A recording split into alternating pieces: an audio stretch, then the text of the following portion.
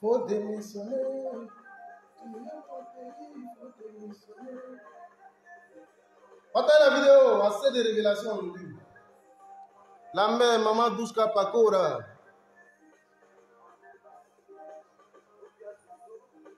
Doumbia Zouzou.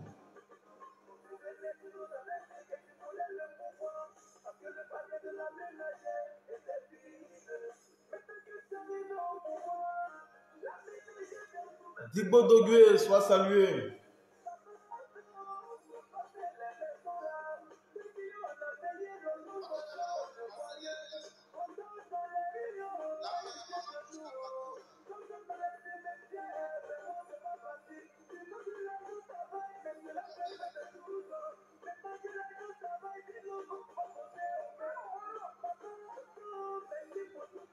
C'est pas encore de papa Ado dans ça.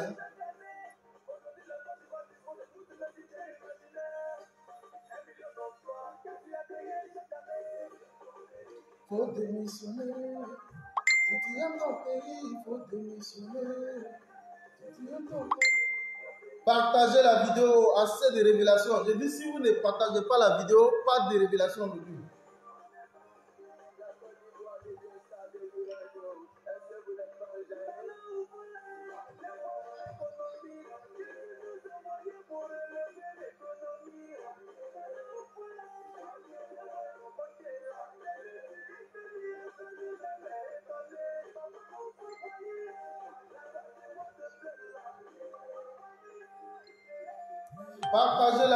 Partagez la vidéo, invitez vos amis.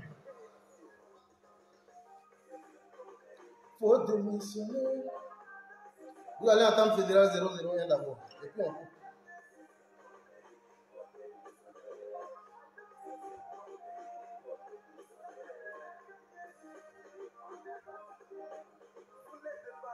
Merci là-bas.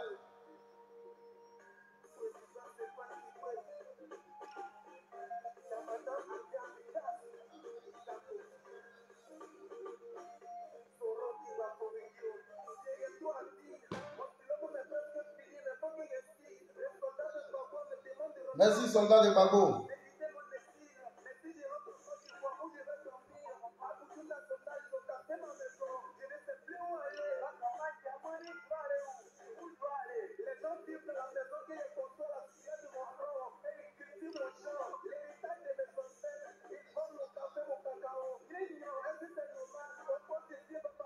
Okos ici.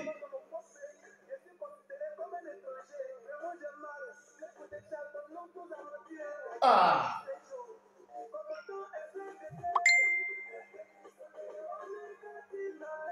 Dis-lui de démissionner.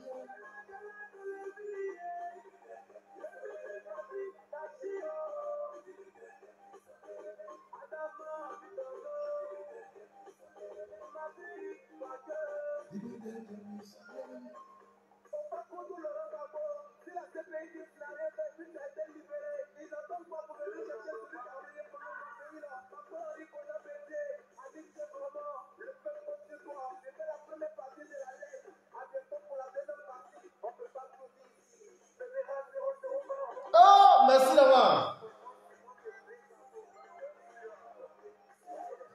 Voilà. Maintenant, on a entendu Fédéral 001.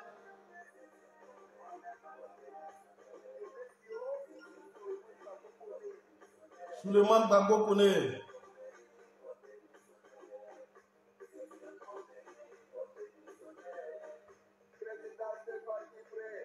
Bon, c'est bon maintenant, bouge ton Dieu, ça va.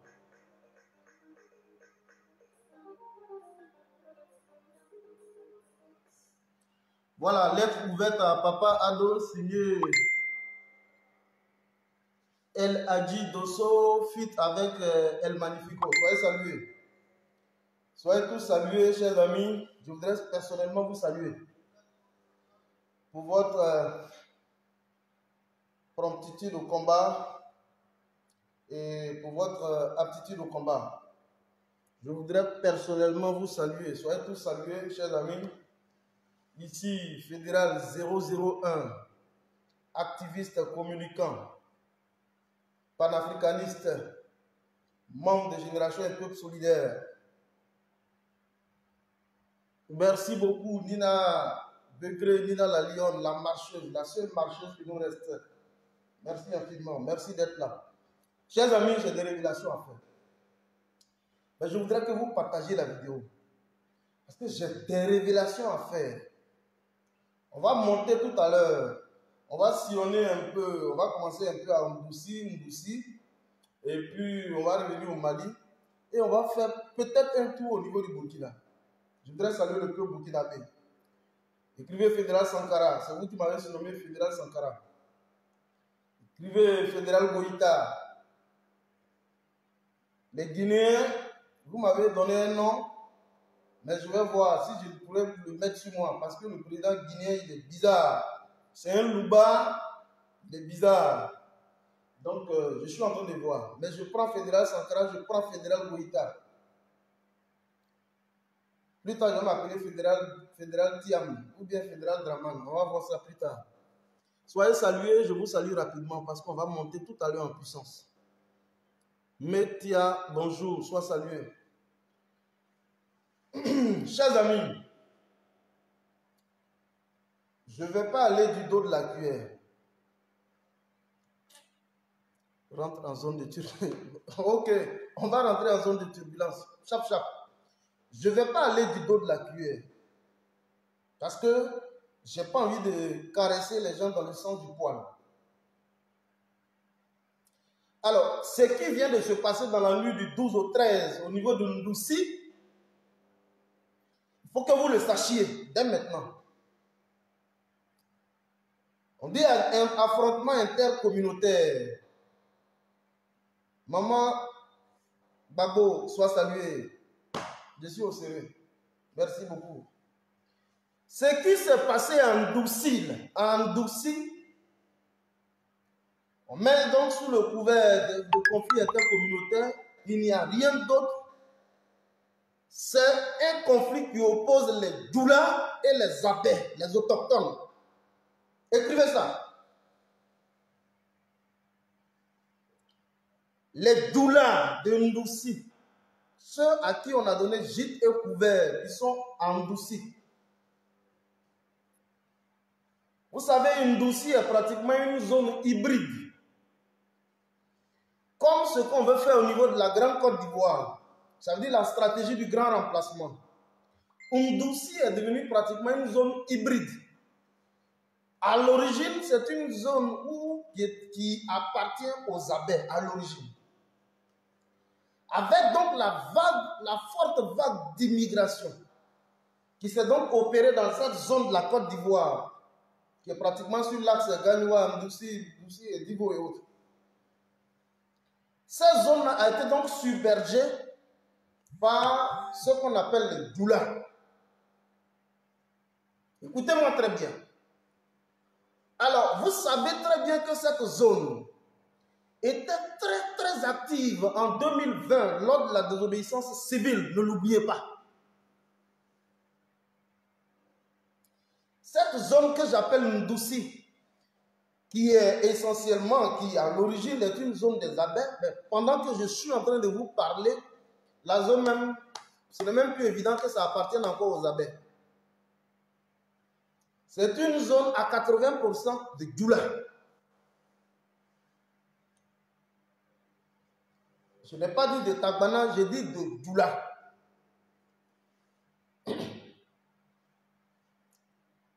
Il ne faut pas qu'on maquille la situation. À la vérité, les Doula sont dans une logique d'occupation des terres. C'est dû au fait que depuis 2020, les populations se regardent en chien de faïence parce que la zone de Ndoussi était très active dans le cadre de la désobéissance civile.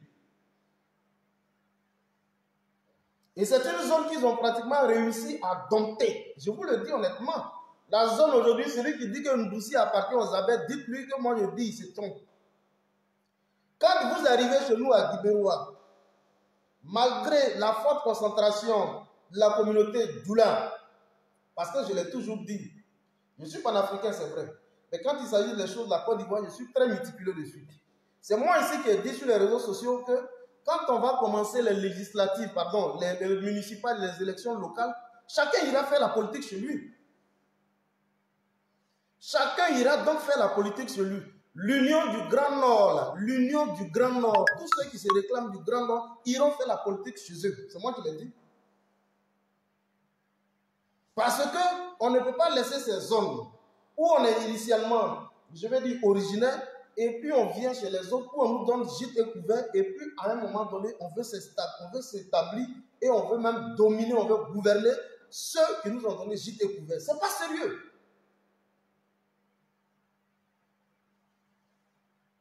Alors, ce qui se passe là-bas, ce n'est rien d'autre que les doulas qui se sont appris aux autochtones, qui sont donc les Abès.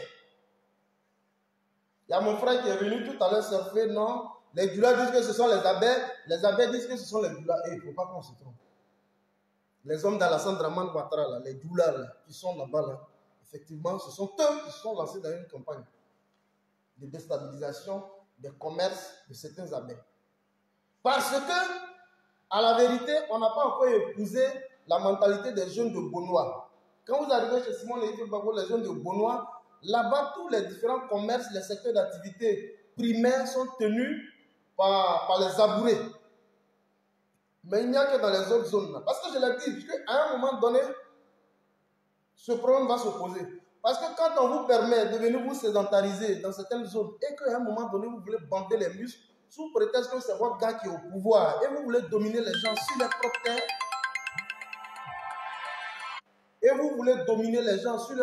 terres, à un moment donné, on va vous rappeler à l'ordre, allez-y faire la politique chez vous, dans vos villages. Le dit, ce n'est pas être méchant, le dit, c'est une question de principe, c'est une question principielle. Alors, je ne vais pas trop surfer dessus parce que les images même qu'on a, c'est du n'importe quoi. Hein? C'est du n'importe quoi.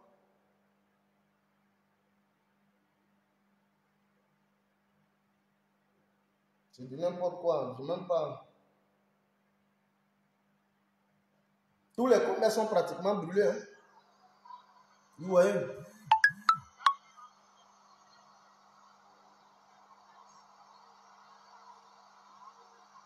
Il n'y a aucun commentaire dessus. Ils ont tout brûlé au passage.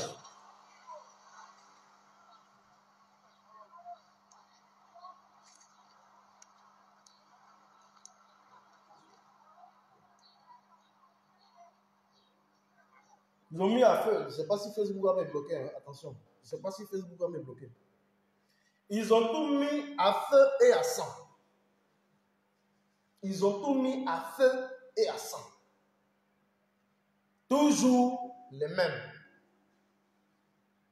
Quand on dit doula, là, doula, vous savez ce que ça veut dire? Quand on dit doula, là, c'est tout ça. Ce n'est pas un peuple normal, ce n'est pas un peuple qui est, comment on va dire ça, qui est sédentaire quelque part. Non. C'est des gens comme ça, là, hybrides, là, voilà, qui viennent, mais qui la plupart sont issus de, voilà, et qui n'affichent aucun élan patriotique, nationaliste en tant que tel, non. C'est les doulas qui ont commencé à s'attaquer aux Anglais. Et il y a eu la réplique, et voilà où ça s'est viré. Le même phénomène, je devais vous donner les chiffres même de, lors de la désobéissance civile au niveau de Ndoussi. Les chiffres étaient très précis. Ndoussi a marqué une forte résistance. Et c'est ce qui est en train de réveiller. Alors, dans les jours à venir, on va vous donner même encore tout le fond de la situation pour voir si ce n'est pas une instrumentalisation du parti au pouvoir, voilà, pour créer ce qu'on appelle un conflit intercommunautaire entre Maliens et choses. Mais ça, je ne veux pas le dire. Ce que je sais tout de suite, ce sont les doulas et les Abès qui ont commencé à se tirer dessus. Voilà ce que vous devez retenir. Alors, tout ce qu'on peut faire, c'est d'interpeller à la limite Charles Niaouré. Il porte le nom Niaouré, mais il n'est pas bêté. Charles Niaouré, là, qui est donc le député, je ne sais pas, de Ndoussi, il porte le nom Charles Niaouré comme nous, il porte le nom Charles Niaouré comme un bêté, comme nous, mais en la réalité, il n'est pas bêté. Je ne sais pas comment il a eu son nom. Charles Niaouré, il n'est pas bêté. Alors, il faut agir pour mettre fin. Donc, les préfets, les maires, députés et autres, il faut s'investir rapidement pour pouvoir circonscrire vite fait la question. Parce que vous savez, ceux qui sont à l'origine des massacres de ces populations, on nous signale déjà qu'il n'y a rien mort. Des dégâts matériels, il y en a plein. Vous avez vu tout à l'heure, les commerces des gens qui sont vandalisés.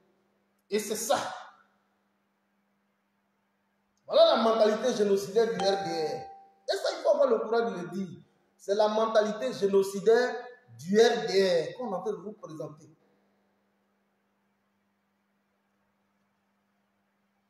Alors, quand je finis ça, je vais aller vite faire sur les questions d'actualité les plus importantes, les très brûlantes, parce que c'est ça qui nous intéresse le plus.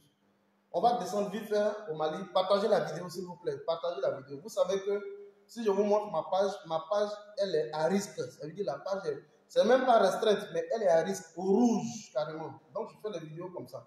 Parce qu'il faut faire des vidéos. Chers amis, la situation qui se passe au niveau du Mali, il faut que je vous décortique ça aujourd'hui. Parce que vous savez, c'est vrai, il y a des conflits intercommunautaires au niveau de la Côte d'Ivoire, mais les gens même qui sont au niveau de la Côte d'Ivoire ont plus les yeux rivés vers le Mali. Les gens qui sont habitants ont plus les yeux rivés vers ce qui se passe au Mali. Ils ont concentré à la vérité tout l'arsenal au niveau du Mali. Et donc c'est important que nous aussi on puisse braquer nos caméras sur le Mali. Alors, souffrez que quelquefois on vienne pour surfer. La fois dernière, je vous ai dit, je devais parler de Tidiane Thiam. Bon, vous voyez que depuis là, je n'en parle pas. Parce que je vous ai dit la fois dernière, je vais laisser Tidiane Thiam manger un peu de foutou, boire un peu de vin, tout se promener, il va s'asseoir et puis on va se donner les nouvelles. Donc, vous voyez que je n'en parle pas. Alors, on va aller au Mali, chers amis. Je dis, partagez-moi ce truc-là, s'il vous plaît. C'est des révélations de taille. Assimi Goïta tombe, nous tous, tout ce qu'on fait sur vidéo là, on tombe tous. Je le dis parce qu'eux, ils le savent déjà. C'est pourquoi des dispositions ont été déjà prises pour circonscrire la question. Mais c'est à vous, au grand peuple, que je parle. Emmanuel Macron engage une visite en Afrique. Écoutez-moi très bien. Doumbia Zouzou, sois salué. Emmanuel Macron engage une visite éclair. Comme une visite pour venir contrarier celle de l'offensive diplomatique russe en Afrique. Et les deux calendriers se chevauchent. Macron passe donc par le Cameroun, il transite donc par le Bénin et il tombe au niveau donc de la Guinée-Bissau. Écoutez-moi très bien.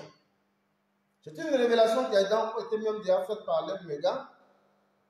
Donc, j'aurai donc la possibilité encore de revenir en profondeur là-dessus.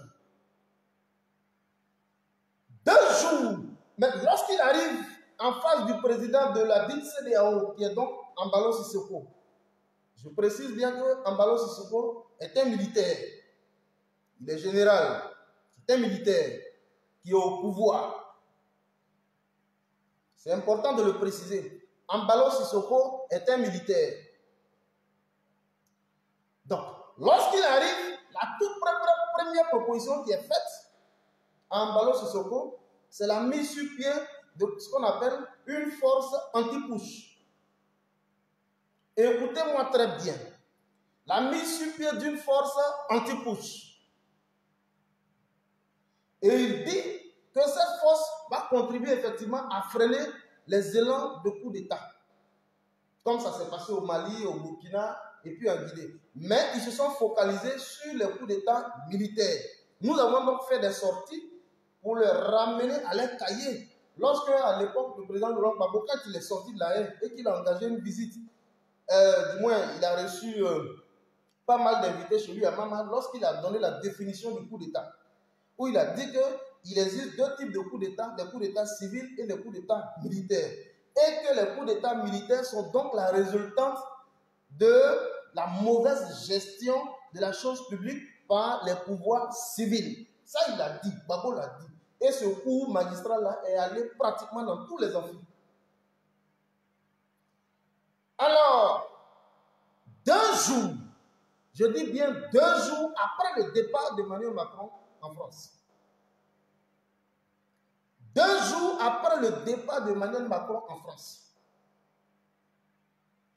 On met donc à disposition, ce que je vous dis, eux ils le savent déjà, mais je dis au grand peuple, pour que déjà les mentalités soient conditionnées.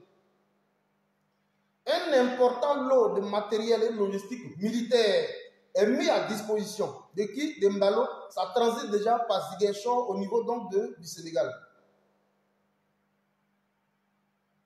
Et on vient loger on vient stocker une bonne partie de ce matériel au niveau du Niger.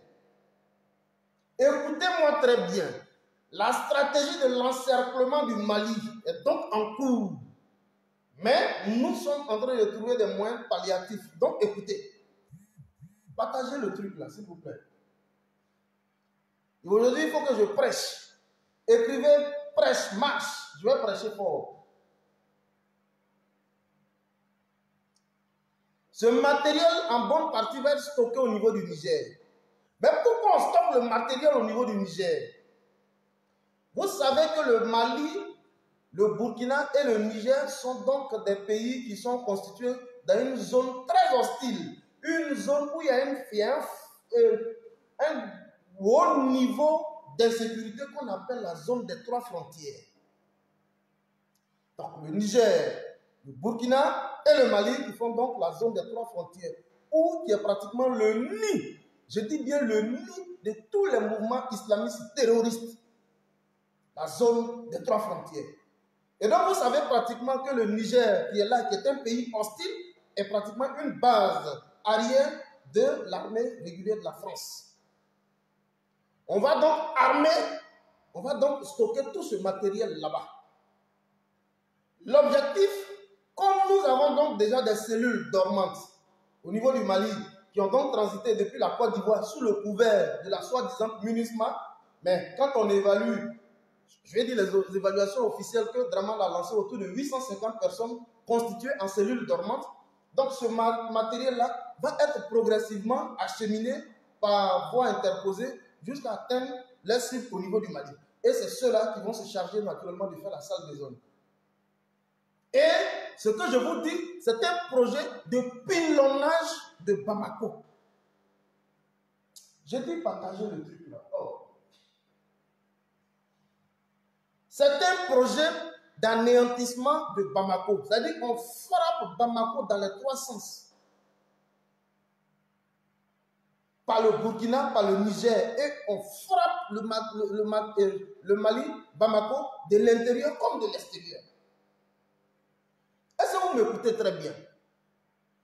Voilà ce qui avait donc été concocté. Mais vous savez, Vladimir Poutine, Vladimir Poutine, qui a même mis à disposition le Mali, au Mali, à disposition d'un mode satellitaire, qui a donc cette capacité de pouvoir capter tous les différents mouvements suspects dans cette zone. Ce que vous voyez, c'est des attaques quelquefois qui échappent à certains contrôles, et vous voyez, ce sont des attaques juste sporadiques, et puis ils s'en vont. De petites attaques, et puis ils s'en vont. Mais des attaques de grande envergure, ça ne peut pas passer.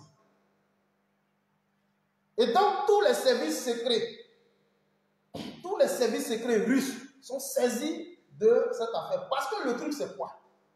On a commencé à comprendre qu'avec les cellules dormantes, la stratégie ne passe pas. Elle est beaucoup plus lente. Alors, qu'est-ce qu'il faut faire? Il faut donc procéder à un renforcement des opérations sur le terrain par véritablement un appui, je vais dire, militaire au niveau donc occidental. Je m'explique. Les gars, l'OTAN, ça veut dire que la France sait pratiquement qu'à avec les petites cellules dormantes, ça ne marche pas, c'est un peu lent. Or, nous avons un échéancier où il faut rapidement dégager d'amiba. Alors, eux, ils décident de monter au front, mais pas sous couvert, c'est-à-dire que de façon interposée. Ceux qu'on met en avant-plan, ce sont les cellules dormantes, mais eux, ils sont en arrière, ce sont eux qui assurent donc toute la couverture. La couverture terrestre et la couverture même aérienne. Écoutez-moi très bien. Et c'est pourquoi vous avez vu le niveau de l'attaque de Cathy et de Tessit, pardon, l'attaque de Tessit, au regard donc du rapport qui a été fait, on dit non, c'est une attaque qui a été faite avec des professionnels de l'armée. Je dis bien avec la récente attaque de Tessit, ça a été fait avec des professionnels de l'armée. Ça a permis à l'armée malienne et ça a permis à comment on va dire ça, nos coopérants russes à pouvoir avoir une visibilité, une nette lisibilité par rapport au niveau des attaques désormais.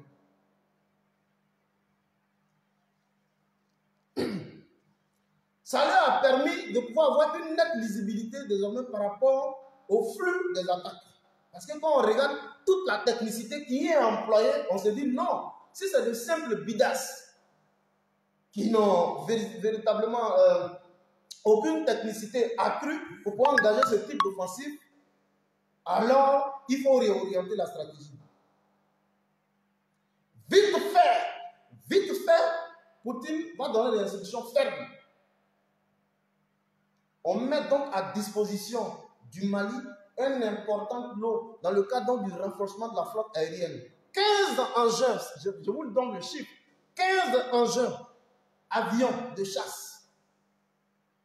Prenez ça, mettez ça sur vous, assurez votre sécurité, boutez hors d'état de nuit tous ces malfrats. Je dis écrivez Fédéral Marche. Là, je suis inspiré. Écrivez Fédéral Marche. Boutez donc hors d'état de nuit tous ces malfrats qui fonctionnent comme en cellule dormante. Mais quand on parle de tous ces malfrats, il ne faut pas occulter les mercenaires venus initialement de la Côte d'Ivoire qui pilulent sur le territoire malien, mais qui fonctionnent à la limite comme des cellules dormantes. Il ne faut pas les oublier. Est-ce que vous suivez? Donc, un matériel important dans le cadre du renforcement de la flotte aérienne est mis à disposition. Vous avez vu le tout-puissant colonel président Assimi Goïta, qui a donc procédé à la remise officielle des clés de ces engins. Mais ce n'était pas fini. On ne dort pas, puisqu'on sait que désormais, ce n'est pas les Al-Moustapha, des petits plaisantins qui sont sur le terrain. Désormais, on sait que la force Takuba qui avait voulu s'ériger là au niveau du Mali, qui a été donc répudiée par les autorités maliennes, c'est elle qui revient, mais sous une autre forme. Donc on sait que désormais, derrière, il y a la France. Il ne faut plus jouer. Il va donc initier une rencontre, un entretien téléphonique avec Assimi Goïta.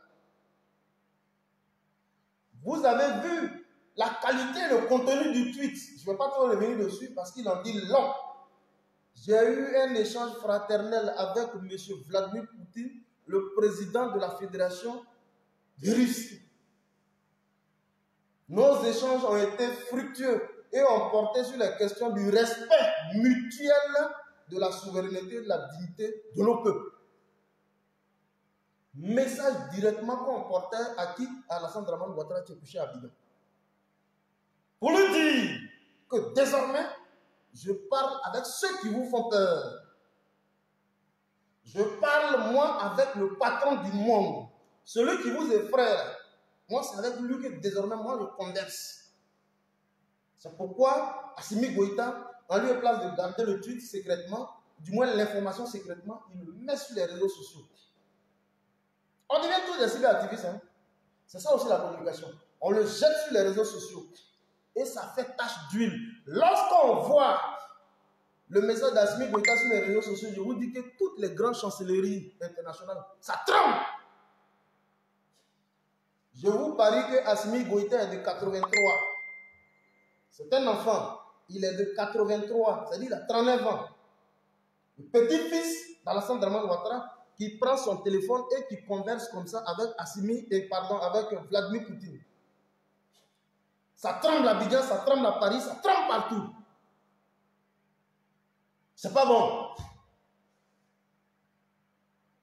Est-ce que vous suivez? Lorsqu'ils finissent l'entretien téléphonique, juste le lendemain, c'est-à-dire hier, c'est des blindés. Je n'ai même pas encore comptabilisé le nombre de blindés. Je dis, c'est des blindés. Ça n'a rien à voir avec vos blindés qui sont conduits par les Kone Zakaria là. Non, non, non, non, ça n'a rien à voir. Hein? Ça n'a rien à voir avec vos blindés que pilotent les Kone Zakaria Abidjan. Non, non, non, non, non. D'ailleurs, c'est du matériel qui a été emprunté par l'armée française. Quand on a emprunté à l'armée française, je veux dire. Et je précise ici pour vous dire que l'espace aérien de la Côte d'Ivoire appartient jusqu'au jour d'aujourd'hui où il parle sous Alassane Dramane Ouattara à la France. La Côte d'Ivoire n'est pas propriétaire de son espace aérien. Ça, c'est une information au passage. Donc, ce que vous avez vu dans votre 7 août là, ce ne sont que des engins, je veux dire, très flexibles. Ce qu'on vous a présenté au Mali, c'est des engins blindés de dernière génération. Ce que même la Russie utilise présentement dans la guerre en Ukraine, c'est ce qu'on a donné aux Maliens. Prenez ça, gardez ça avec vous. Et tenez-vous bien, lorsqu'on met à disposition du matériel, il y a le service après-vente qui est là. Ça veut dire qu'on vous donne le matériel, mais c'est suivi d'instructeurs qui sont présents directement pour assurer donc la proximité sur le terrain. Donc, on ne donne pas fusil et puis on va à la maison. Jamais. Quand on donne fusil, les instructeurs sont là. Pour veiller pour veiller au bon fonctionnement des outils, mais pour veiller effectivement à la bonne utilisation, au bon maniement de ces outils. Donc, les instructeurs russes sont présents sur le territoire. C'est un signal qu'on donne aux gens. Est-ce que vous suivez? Donc, c'est chaud dans toutes les chancelleries. Ça veut dire quoi? Le Mali, visiblement, est dans une logique de boucler tout le périmètre. Et c'est pourquoi ils sont apeurés, comme je vous ai dit tout à l'heure, une bonne partie des armes avaient transité par le Sénégal, par Ziguinchor, là où Ousmane Sonko, je crois, est maire, là, a transité par Ziguinchor. Alors, on pousse, comment il s'appelle? Le président de l'Union, de l'UEMOA, qui est donc Macky Sall, on le pousse par la nuque, on dit non, il faut aller pour distraire l'enfant. Quand je dis l'enfant, c'est le grand président. Hein? Je dis l'enfant par rapport à Dramane. Sinon, Assimi Goïta, c'est le patron des patrons. Voilà. Mais quand je dis l'enfant, c'est comparativement à Dramane. Dramane est le grand-père. Donc, quand je dis l'enfant, c'est par rapport à Dramane. Voilà. Ce n'est pas parce que je suis en train de dévaloriser le président. Non. Donc, on pousse l'animal, qui est donc Macky Sall, par la nuque. On dit qu'il faut aller voir le petit pour le distraire. Est-ce que vous suivez? Demain, il sera là, au niveau du Mali. Et donc, comme on a toutes les coudées franches, on sait pertinemment qu'il y a une attaque qui est imminente, qu'est-ce qu'on fait? Comme nous, on sait. Quand je dis nous, ça veut dire nous, les Maliens, on se met dans la peau des Maliens. Pire! Vous ne voulez pas, je m'appelle Fédéral Goïta. Le Mali est mon pays d'adoption. Quand je dis ça, ils sont en train de jouir partout. Mais le Mali est mon pays d'adoption. À chacun son pays d'adoption. Vous, votre pays d'adoption est la Côte d'Ivoire, non? Moi, le Mali est mon pays d'adoption. Où est le problème? Et donc, comme nous, on sait qu'il y a une attaque qui est imminente, je vous dis, dans les jours à venir, c'est pour ça que je dis c'est imminent. C'est pas pour ne rien, on a donné le matériel. Et quand le ministre de la Défense dit, le chef d'état-major des armées maliennes, il dit que ce que vous avez mis à notre disposition là, nous ne faisons pas pour en faire donc une armée de parade. Vous savez de qui on parle? L'armée de Dramane, c'est une armée de parade. Hein? Juste parade. Se promener, aller manger foutou, à la tête d'agouti, et puis prendre les petits filles et les taper. Voilà l'armée. Je reprends.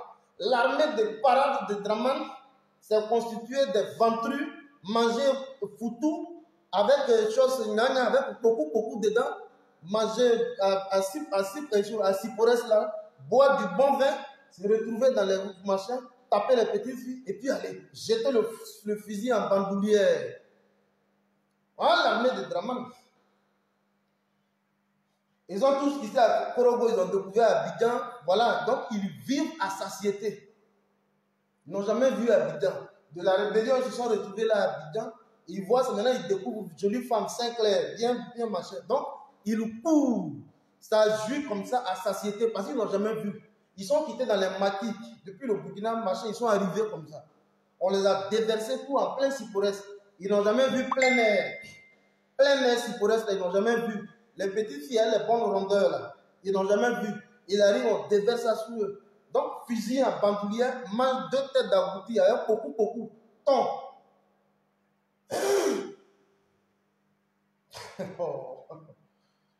Mais c'est ça l'armée de Draman. Alors, le ministre des Affaires étrangères dit, ce n'est pas une armée de parade. Nous avons l'ambition de construire une armée solide, apte, opérationnelle au combat.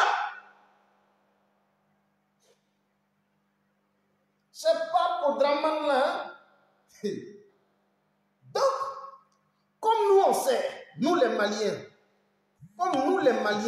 on a commencé à savoir qu'il y a une attaque qui est imminente et que les gens avaient voulu surfer sur la question des 49 mercenaires depuis hier. J'ai dit depuis hier. Depuis hier, les 49 mercenaires du groupe Wagner sont placés sous mandat de dépôt.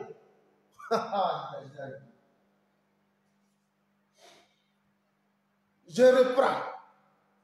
Maman Edith Lago. Maman Edith Lago. Je vais reprendre la prêche. Je dis, nous qui avons senti une attaque imminente sur le Mali, parce qu'il faut déstabiliser par la stratégie de l'encerclement. Comme nous on a su ça, on s'est suréquipé. Alors, les 49 mercenaires ont dit que nous on veut en faire des otages. Effectivement, ce sont des otages. Allez leur dire que moi, fédéral Goïta, je dis que les 49 mercenaires, ce sont des otages. Pensez, on est bêtes. Ce sont des otages. C'est le vrai terme qui est là. Les 49 mercenaires, ce sont des otages. On en fait un moyen de pression, du chantage. Allez leur dire. Donc, on les a placés depuis hier sous mandat de dépôt. Ils étaient en train de manger couscous, kabato, avec sauce d'art. Ils mangent kabato et sauce d'art. Le soir, on leur donne un peu de thé. Ils sont couchés. Ça rit, ça mange, ça boit, ça danse. On dit, ah non. Votre place, c'est pas là. Votre place, c'est dedans. Donc, depuis hier, ils sont maintenant en prison. Écrivez ça.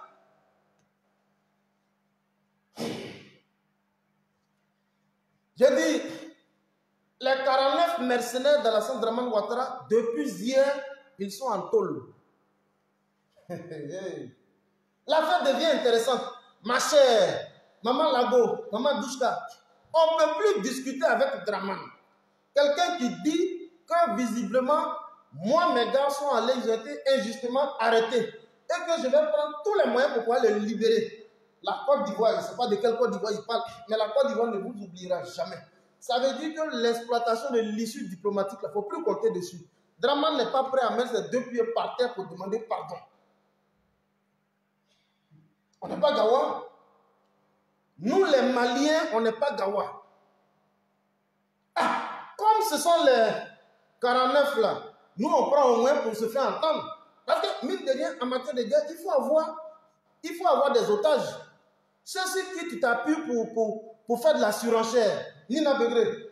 Ceux-ci qui t'appuient pour faire de la surenchère, là, ce sont les 49. Donc, allez leur dire que moi, fédéral, je dis que les 49 là, ce sont des otages.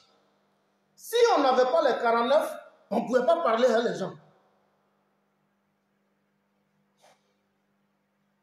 Si nous, on n'avait pas les 49 mercenaires, là, on ne pouvait pas discuter d'égal à égal avec quelqu'un. C'est parce qu'on les a qu'on discute. Maintenant, comme on sait que dans les jours à venir, ils vont frapper, depuis hier, est-ce que vous n'avez pas compris? Quelle est donc l'urgence des gens qui sont arrivés? On met même des petits go qui sont à côté d'eux pour les nettoyer, pour les caresser les testacoles de temps en temps. Hein? Ils ont été bien logés 1 mois durant. C'est moi qui vous le dis. Ils ne sont pas allés directement en prison. Celui qui dit qu'on les a mis en prison, il ment. Parce que Dieu merci, on a la possibilité d'avoir des connexions au niveau du Mali. Je ne vais pas dire le nom de mes gars.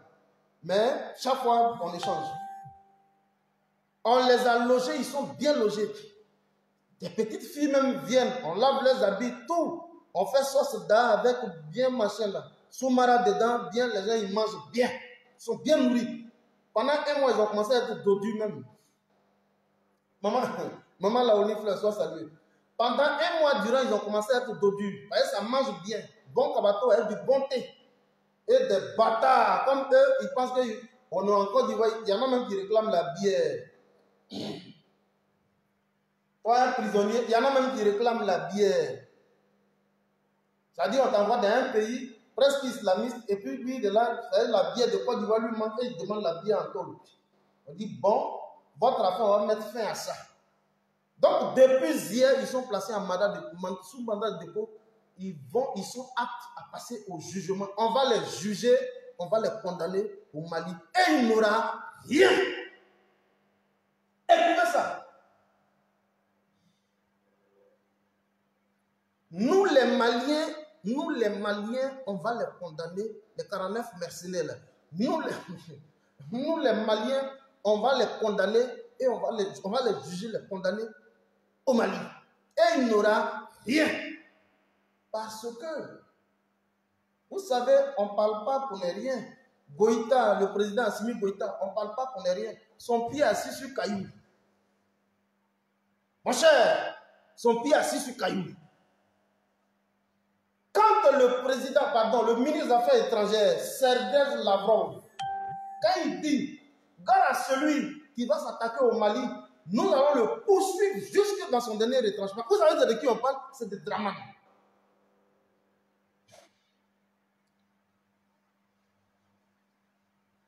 C'est de Draman. Parce que les deux autres pays qui risquaient d'être frappés par l'effet de contagion, je vais parler du Burkina et je vais parler de la Guinée. Vous savez le Louba qui est en Guinée. Moi, depuis qu'il a pris le pouvoir, le 5 mai 2021, 2 mois après, il ne m'inspirait plus confiance. Quand j'ai vu qu'il est marié à 2 femmes, il est marié à 2 femmes, il y a l'une de ses femmes qui est une Française et qui est juste assis à côté de lui, qui rend compte fidèlement. Un gars qui a été formé en France, qui a fait pratiquement toute sa carrière militaire depuis la France, qui est revenu de la France et qui a été introduit dans une unité d'élite où il en était le patron des forces spéciales. À un moment donné, il savait que c'était un jeu de la France. C'était un moyen d'anticipation. C'est la même chose qui s'est produite au niveau de Damiba aussi. Mais quand Damiba, il ressent la pression populaire, il fait semblant de jouer le jeu des gens. Or, nous tous ici savons pertinemment que Damiba, pour éviter l'effet de contagion, la France a préféré anticiper pour ne pas qu'un digne fils, un héritier de Thomas Sankara puisse donc prendre le devant des choses comme ça s'est fait au Mali. Et c'est pourquoi la France anticipe, on positionne Damiba et puis on lui donne donc tout gîte et couvert, on positionne juste auprès de lui Luc Alad, qui est donc l'ambassadeur de la France au Burkina, mais à la vérité, qui était mercenaire à la solde donc de la France. Luc Alad. C'est pour lui que tout le peuple y est allé marcher. Et vous avez vu ce que Damiba a fait. Je voudrais saluer ma soeur Monique Kam. Vous avez vu comment hier on l'a piégée. Elle arrive à partir de 11 h. Depuis l'ambassade, elle reçoit un coup de fil. Écoutez-moi très bien. Depuis l'ambassade, elle reçoit un coup de fil. Lorsqu'elle était au niveau du carrefour de l'indépendance des Nations Unies, elle reçoit un coup de fil. On lui dit non. Dans peu de temps, on vous appelle pour pouvoir réceptionner votre dossier par rapport à votre marche que vous voulez faire. Elle dit OK. 14 h effectivement. La marche doit se tenir autour de 14 h, 15 h. À 14 h, on l'appelle. Elle arrive devant les locaux de l'ambassade. Pendant qu'elle est arrêtée, le gars il dit non, reste tranquille, j'arrive. Je vais faire venir des gens qui vont te recevoir.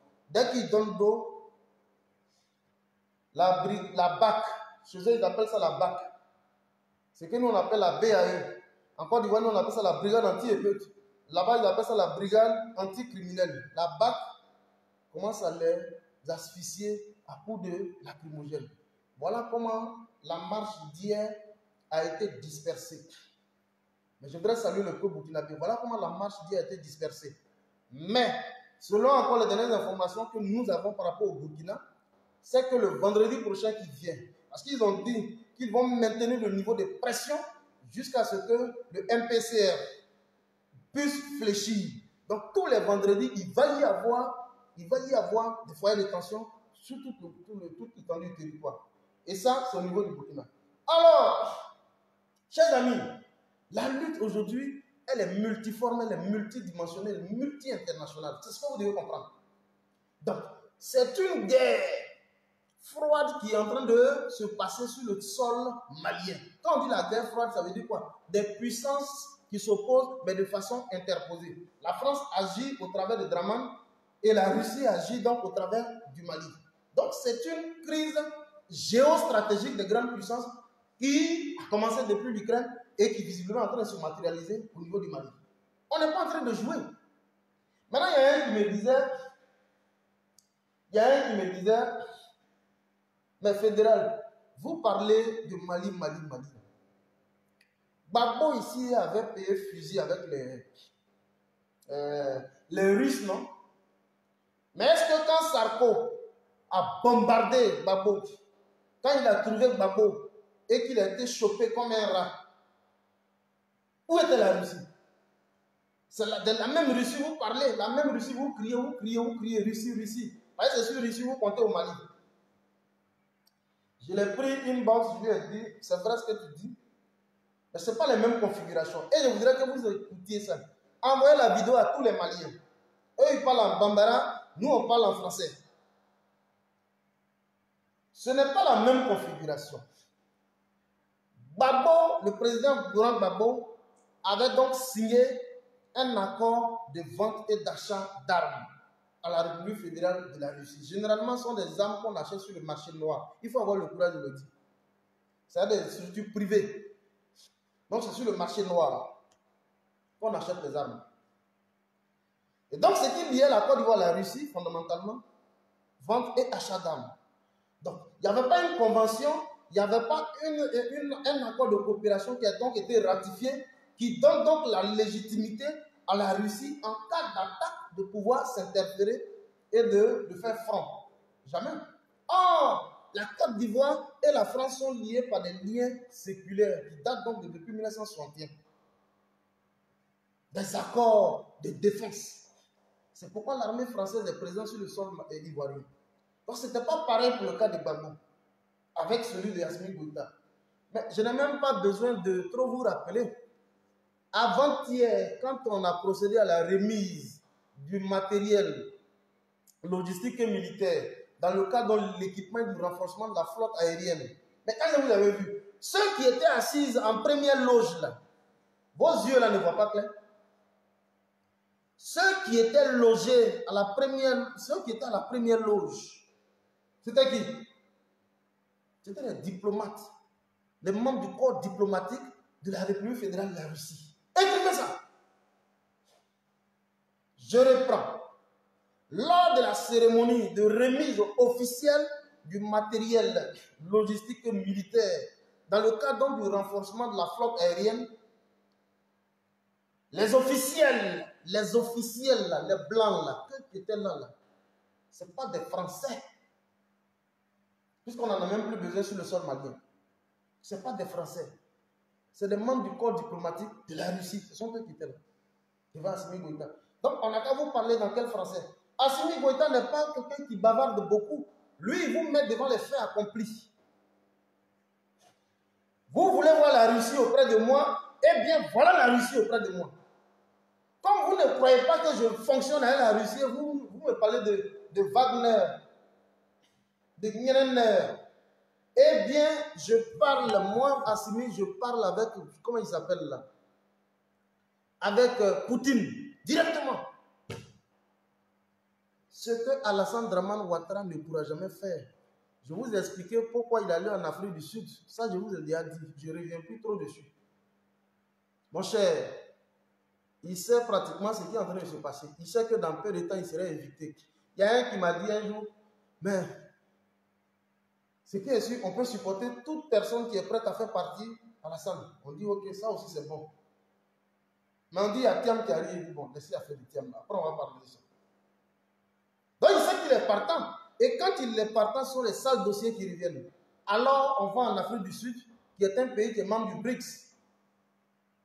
Brésil, Russie, Inde et Chine. Et Afrique du Sud. Les pays du BRICS, les 5 pays. Et donc on passe par le président sud-africain pour pouvoir négocier un quelconque rapprochement avec la Russie en cas de pépin au niveau de l'Occident.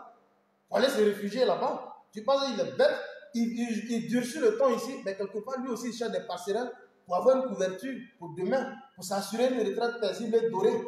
Il n'est pas bête. Mais ça, c'est un autre sujet. C'est pas évident que, voilà, si on veut trop scruter ça, c'est pas trop évident. Donc, chers amis, ce que vous devez retenir, nous avons gagné en puissance. On a réussi, en l'espace de 7 ou 8 mois, on a réussi à se doter. Il y en a qui me disent, non, mais écoutez, au jour d'aujourd'hui, ce n'est pas l'achat des armes, ce n'est pas ce qui est important. Il faut créer les conditions substantielles de la relance économique. Bon, je dis ça, c'est du gros français, c'est bon. Les conditions de la relance économique, c'est bon. Chers amis, relance économique, et puis vous êtes en proie au terrorisme, insécurité sur insécurité. De quelle relance économique vous parlez? Quel que soit le niveau, le volume du flux d'activité économique dans un pays, mais quand le pays, il y a l'instabilité, vous allez entreprendre quoi? Donc, le seul gage favorable à l'expansion et au développement du volume, du flux d'activité économique dans un territoire, mais c'est la consolidation de la sécurité. Et c'est ce que nous avons à cœur au niveau du Mali. Assurer donc l'intégrité territoriale, permettre à ce que les populations puissent vaquer à leurs occupations. Donc, assurer la protection, la défense des biens et des personnes. Voilà les motifs régaliens. En dehors de ça, toute autre considération n'est que vaine. S'il faut payer fusil, on va payer fusil. Écrivez ça. Donc, nous, on est en train de se surarmer au niveau du Mali. Pensez qu'on est seul? On a le Niger, on a le Burkina, on a peut-être même la Guinée, on a les choses qui est là. On a même encore la Côte d'Ivoire qui est à nos portes, qui nous fait chier chaque fois. Vous voulez qu'on fasse quoi? Je parle des Maliens. Vous voulez qu'ils fassent quoi? Donc il faut se surarmer. Et un État, il se fait respecter que par rapport à son armée. Son armée même se fait encore mieux respecter que par rapport à sa puissance de feu. Aujourd'hui, je suis en train de vous parler, le Mali a une puissance de feu jamais égalée au niveau de l'espace sous-régional ouest africain. La Côte d'Ivoire arrive même en 18e position dans le cadre du classement en termes donc de puissance militaire dans les États africains. La Côte d'Ivoire est 22e pendant que le Mali est 18e. Je vous parle du Mali. La Côte d'Ivoire ne représente rien. J'ai écrit dans un commentaire que l'armée de Draman est une armée de pacotilles. Tous ces moutons sont venus jouer sur mon commentaire en commençant à m'insulter. Mais c'est une... Allez leur dire que je dis, je réitère ça ici maintenant. Allez leur dire que l'armée de Draman est une armée de pacotilles. Ce n'est pas eux qui ont enlevé Gbagbo Laurent au pouvoir. Hein? Ils n'ont jamais gagné de guerre. Cette armée de pacotilles, de dozo, là, ils n'ont jamais gagné de guerre. C'est Sarkozy qui est venu extirper Gbagbo qui l'a jeté en prison. Ce n'est pas les Koneza Karia. Non, non, non. C'est pourquoi je ne suis pas d'accord qu'on puisse plébisciter un certain shérif Ousmane, le brandir comme un trophée de guerre, nous démontrer que c'est un modèle. Il n'est pas un modèle en Côte d'Ivoire. Donc, je réitère ici pour terminer que l'armée de Draman est une armée de pacotilles. Écrivez ça maintenant, je vais voir. Écrivez armée de pacotilles. Donc, chers amis, je voudrais tous saluer tous les mouvements panafricanistes. Je voudrais saluer ma soeur Chérie Bali, qui fait un travail très remarquable. Vous voyez, la société civile au niveau du Burkina est gérée par Monique Kam. La société civile au niveau de la Côte d'Ivoire est dirigée par Pulchéri Balé. Les femmes sont en train de monter en puissance dans la révolution. Là où nous qui avons les testicules, on dort. Nous qui avons les gros testicules, on dort. Les femmes sont en train de monter en puissance. Il faut acclamer ça. Mon cher, quand vos maris sont dans un sommeil comateux, à un moment donné, vous les femmes, vous devez remonter les bretelles. Société civile au Burkina, elle est gérée par Monique Kam. C'est elle qui pilote Côte d'Ivoire, Pulchéri Balé.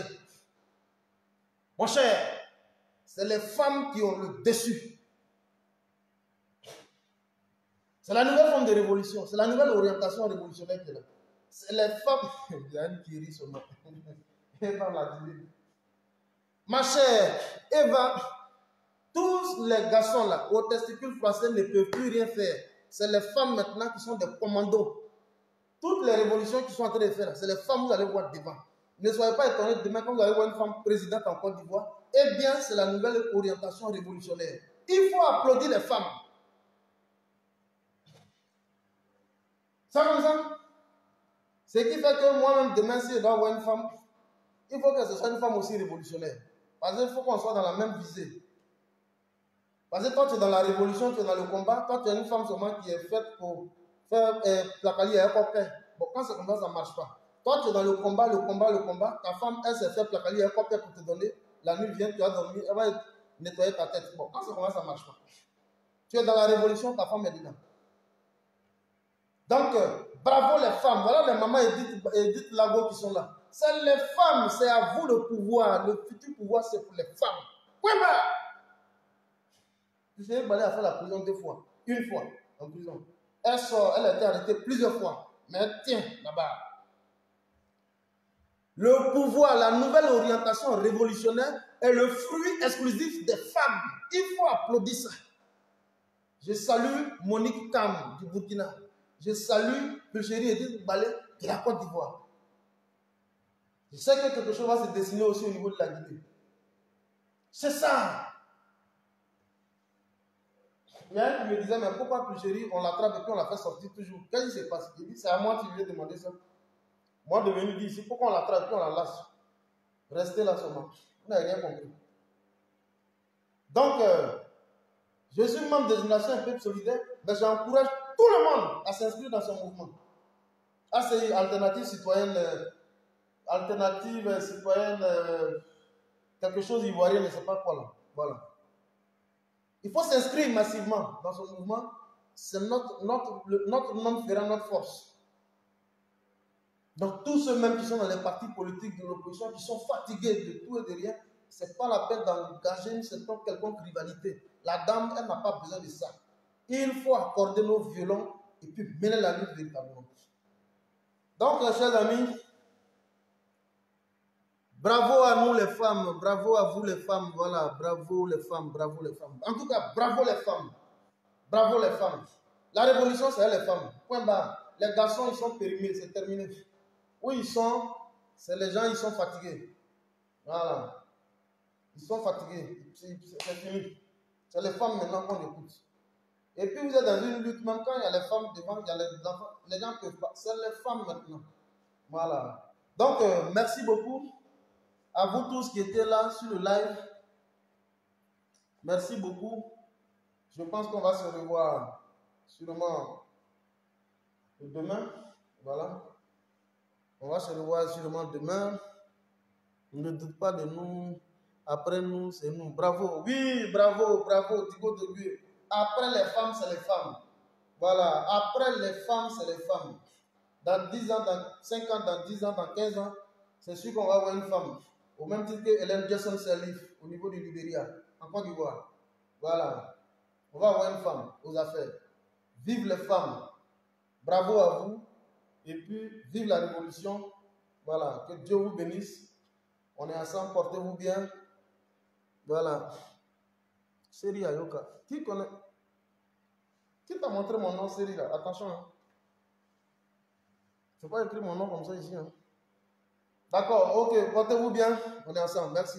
Maman Laoni Fleur, sois salué. Merci beaucoup. On est ensemble. Ciao, ciao.